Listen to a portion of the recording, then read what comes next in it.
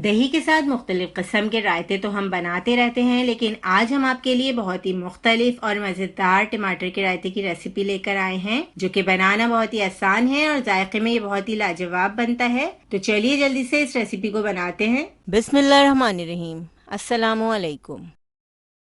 टमाटर का बहुत ही मज़ेदार सा रायता बनाने के लिए हम सबसे पहले सब्जियों की कटिंग कर लेते हैं।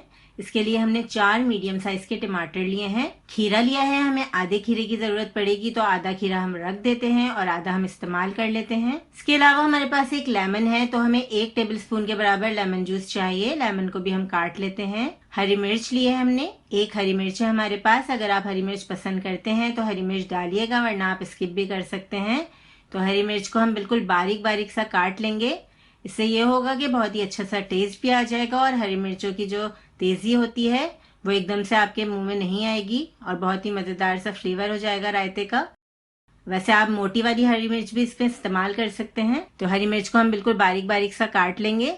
जिस तरह से हम अंडे वगैरह में काटते हैं उसी तरह से हमें यहाँ पे हरी मिर्च की कटिंग करनी है। एक हमने मीडियम साइज की प्याज ली है, तो प्याज को भी बिल्कुल बारीक बारीक सा चॉप कर लेंगे। तो सब्जियों की कटिंग का आप ख्याल रखिएगा, बिल्कुल बारीक बारीक तमाम सब्जियों को काटिएगा, ताकि रायते में तमाम सब्जियों का फ्लेवर बड़ा अच्छा सा आ जाए और आपका बेहतरीन किस्म का रायता तैयार हो।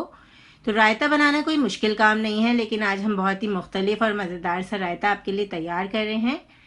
थोड़े से पुदीने को भी हमने चॉप कर लिया है। खीरे को भी हम बिल्कुल बारीक बारीक सा काट लेंगे। अब एक पैन लिया है हमने, इसमें हमने थोड़ा सा पानी ऐड कर दिया। 3 से 4 टेबल स्पून के बराबर हमने पानी ले लिया है। इसके अलावा हमने इसमें ऐड कर दिया है 1 खाने के चम्मच के बराबर ऑयल। अब हम इसमें टमाटर ऐड कर देंगे। जो हमने 2 पीसेस में टमाटर कट किए थे उसको हम इस तरह से लेयर में लगा देंगे, ताकि टमाटर हमारे सॉफ्ट हो जाएं, अच्छी तरह से गल जाएं। यहाँ पे हम टमाटर को रोस्ट नहीं कर रहे, बल्कि हम सिर्फ टमाटर को गलाएंगे। 3 से 4 हमने इसमें लहसुन के जवे ऐड कर दिए हैं, तो लहसुन भी सॉफ्ट हो जाएगा और अच्छी तरह से रायते में मिक्स हो जाएगा और इससे बहुत ही अच्छा फ्लेवर भी आ जाएगा।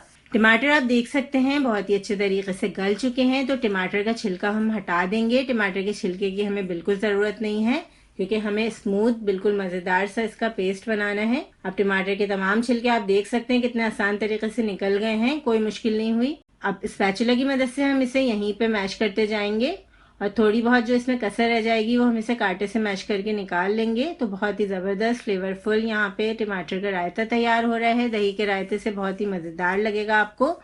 दही का रायता जो कि अक्सर हम खानों के साथ सर्व करते हैं, जैसे कढ़ाई वगैरह के साथ रायता ज़रूर सर्व किया जाता है, क्योंकि उसमें ग्रेवी कम होती है। तो कोई भी ऐसा सालन या चावल वगैरह जैसे बिरयानी पुलाव, तो आप उसके साथ भी ये रायता बड़े मज़े से पेश कर सकते हैं। बहुत सबको पसंद आएगा। यहाँ पे हमने ऐड किया थोड़ा सा नमक, थोड़ा सा काला नमक और इसके साथ हस्बे जायका लाल मिर्चों का पाउडर।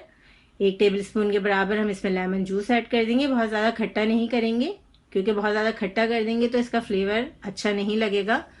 अब पुदीना ऐड कर देते हैं, खीरा ऐड कर देते हैं। इसके अलावा जो हमने हरी मिर्चें ऐड की थी वो भी हम इसमें ऐड कर देंगे।